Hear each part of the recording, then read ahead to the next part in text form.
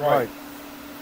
I apologise if my microphone sounds weird. I just reinstalled OBS onto my laptop for the first time since I wiped it, and I've not got any of my settings correct.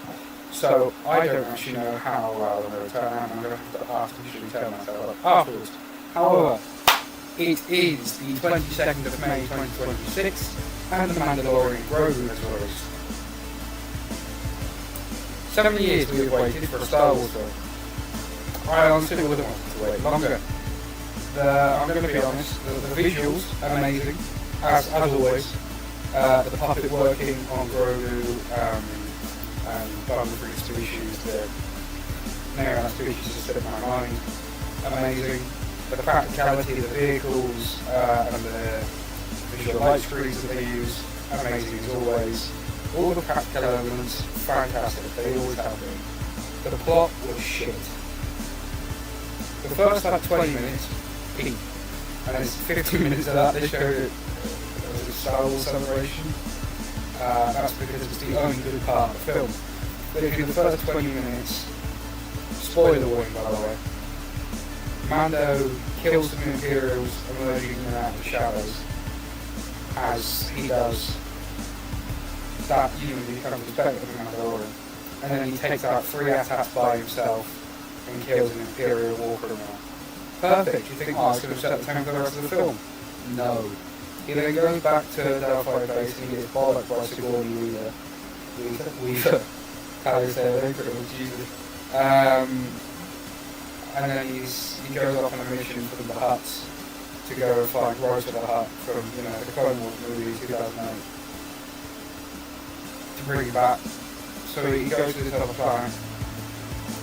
He finds Rota, and Rota's like, nah chief, I don't want no smoke. So he goes off and he goes to buy Rota the Hutt from the bloke. And the bloke he goes to buy him was like, nah, it'll be his last fight because I'm going to kill him. Bet against him. So Mando goes back and he's like, I'm going to break your arrows and he's going to murk you tomorrow. And then it's the first time, like 5 times that Mando gets knocked out. They gas him. Down he goes. So he's then got to fight a giant match, which, with the chessboard game that Chewie were playing on the Falcon, it's that, but you've got to fight those creatures. So they're in one of them. And at least the Imperial General does the smart thing, he takes away all of Mando's weapons. Because if you're going to shove a Mandalorian into an arena to fight, you don't want him having these jetpack whistling birds and you've got a pistol. It's just a death sentence. So that happens and then they get out. Then Mando's off to take Rota back to the Hutts because this is bounty. And he's like, they're going to tell me the Imperial Man. And Rota's like, mate, nah. The Imperial Man's this guy. And it's just exposition dump. So they go and kidnap an Imperial. Fly away, they go back to the Resistance base. Where Sigourney Weaver bollocks Mando for a second time. And then they give him back the Razor Crest. They're still not told what the Razor Crest is, they just went, here's another Razor Crest.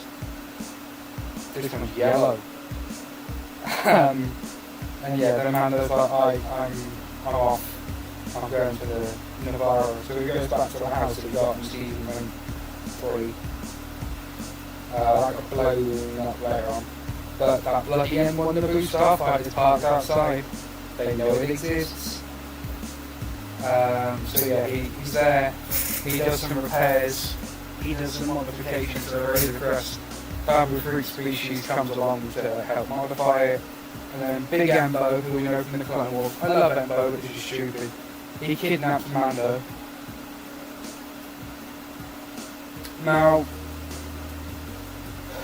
Mando, Big Din Djarin himself, is meant to be this multi-galaxy renowned Mandalorian bounty hunter who's meant to be the peak of Mandalorian game, peak of the bounty hunter game.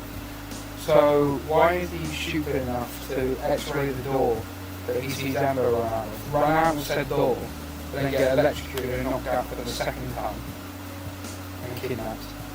He spends 70% of this film kidnapped, by the way. Then he wakes up on the ship, he gets 3 words into Ember and he gets knocked out again.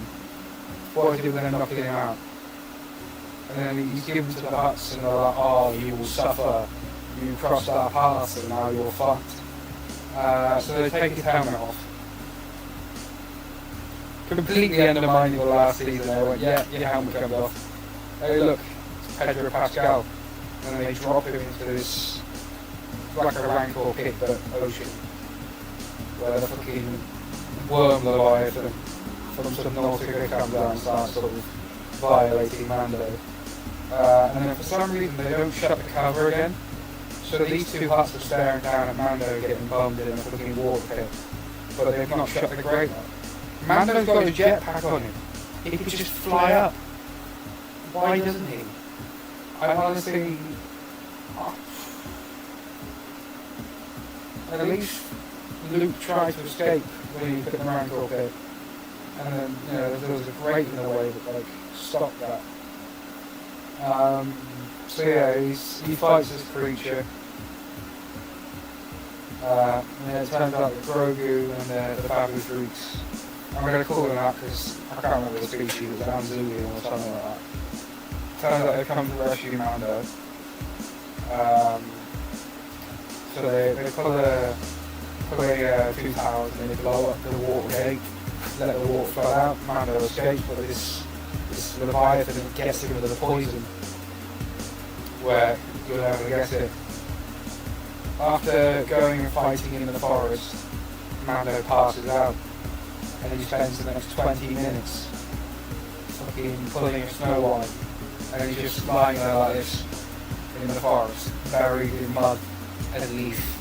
As Grogu goes on a side quest and he meets this catfish bloke in a chair, who's like, oh, Embo's giving me exposition, so your Mandalorian friend, you've been bitten by this snake. He's probably fucked, he's probably dead. Here's some magic fucking caviar. Go feed it to him, and he might wake up. So Grogu goes back. Might add that Grogu stole fish from this guy as well. He gives him the magic caviar after force healing his wounds. I hate that we're keeping him with the force healing. Bin it shouldn't exist. And Mando wakes up and they're like, oh, let's go raid the ship that we sent off to the hut on, because they sent him away to be safe. Only for Mando to pull his rifle from season 1, not the same one, but the same model. So he's got the rifle again, he's got the Razor Crest again. So we've just regressed to season 1 Mando. And then he's like, oh, we could run and the huts will come after us. Which will happen in season 1, just minus the huts. Or we can go and fight. So they go and take them out. The New Republic come and bomb the ever-loving shit out of the hut compound. And Mando's walking through this room and he's like, oh, you see my face and now you must die. Completely missing Embo to his left. He's meant to be his galaxy-renowned bounty hunter. And he can't canvass the room. Any chance. So, yeah, that's like the rough of the plot, to be honest. It was alright, don't get me wrong, however, I think it's really stupid that it's a film. 2 episodes of the TV show, 1.5 max, did not need to be a full feature-length film. We sacrificed season 4 for this. I don't think it will be sacrificed. I think this is the first Star Wars film in 7 years, and it could end up being the last Star Wars film for the foreseeable future. Whether or not this Ryan Gosling one goes ahead now is to be seen. But don't get me wrong, Jon Favreau and Dave Filoni, when they write, you know what I mean? I mean, they wrote this film, wasn't the best. But when they write peak, they write peak. Whereas this film, they forget he has a jetpack every 5 minutes, which they've always done. Which is like the writing for the Flash TV series. The issue is with writing a character with a jetpack is logically he's going to use the jetpack in every situation because it's of ease. So you're going to forget he has it, so you haven't got to make him use the jetpack every 5 minutes. It's the same thing. But I don't know. But the plot needed work. I mean, I think it's funny that Dave Filoni gets control of Star Wars. kind of. I'm not even going to go into behind the scenes shit. And he brings Rock of the Hutt to big screen. And his first outing, pretty much, to Star Wars, he brings Rock of the Hutt to the big screen.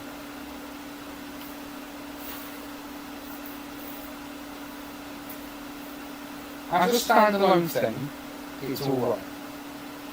However, and I know they said it's a standalone thing, but it adds nothing whatsoever to the Star Wars universe in terms of like relevance.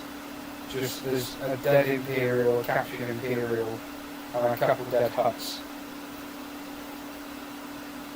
The Shitto had more importance on the galaxy than the Mandalorian and Grogu film. So I guess I'm disappointed. I actually got that bored at one point in time. I actually dozed off for about 5 minutes watching the film. I think it's the point where Grogu started meditating.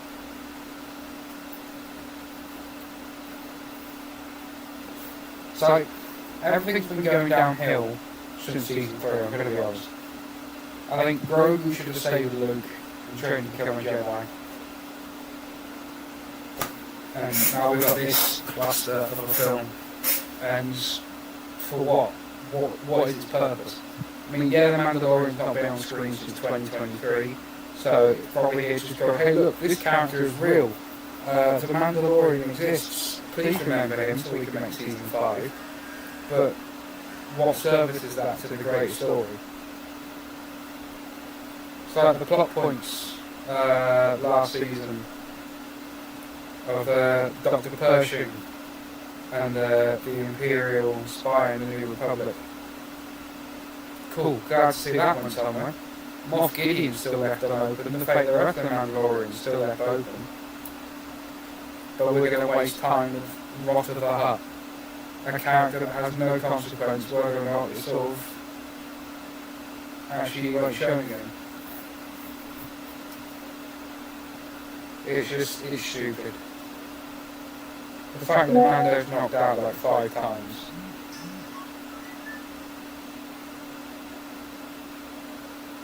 He's meant to be this big renowned bounty hunter, and then he knocked him out 5 times. And then take his helmet off again, it's ridiculous. Projected to make 100 million at the box office, which is 200 lower than The Rise of Skywalker. Which, that was yeah, that was what that was. But yeah, I think this could be the end of Star Wars films. And I know, I mean, not that anyone's going to actually watch this, so if you're watching this, let me know what you think of the film in the description. In the comments, sorry. But there's a lot of like discourse online of people liking it and then branding the people that are disliking it as not true Star Wars fans because they're nitpicking. And I would like to say no one hates Star Wars more than a Star Wars fan, because it's true. It's alright, but it's the first film we've gotten in 7 years, and it's mid. The plot is just hole after hole, and it has no balance whatsoever, like, to the fate of the galaxy. What is the point of its existence? A tax write-off, maybe. Maybe Disney were like, oh, we need to write off 140 million in taxes, let's get rid of it now. So, I don't have confidence in the future of Star Wars. I feel like Disney is slowly starting to learn that their cash cows aren't cashing. And they're desperately flailing their arms around like a kid drowning in a pool to try and stay above float. It's just been a bad week for media. So, yeah. I mean, I may re-review this film at some point after it's been out a bit longer and I've gone and seen it again. I don't plan on seeing it for a while though, because I don't feel like wasting a fiver on watching that a second time. I can just wait for it to come to Disney Plus, which you're going to get before Night Crew now anyway. Now that's such a random like combination. But yeah, I may re-review it in the future. Maybe my opinion's changed on second watching, but my initial opinion is it's awful. It's awful, it shouldn't exist, and I feel like I want my fiver back. So yeah, until then, have a good day, have a great day. I'll see you in the next video. Feel free to check out any of my other reviews on this channel or openings. More in the future, hopefully. I'm trying to record stuff around being at uni. My schedule is weird. I'm often recording things at 3 in the morning. I decide it's awful and I don't upload it for good reason. I hope you enjoyed the Lego Batman gameplay. I'm currently streaming that on Twitch. I will link in the description the stream archive, because all my streams will go up as I do a complete playthrough of the game. And yeah, thanks for watching. Let me know what you think of the film in the description, whether you agree with me, disagree with me, or you think I'm just a complete numpty. May the force be with you.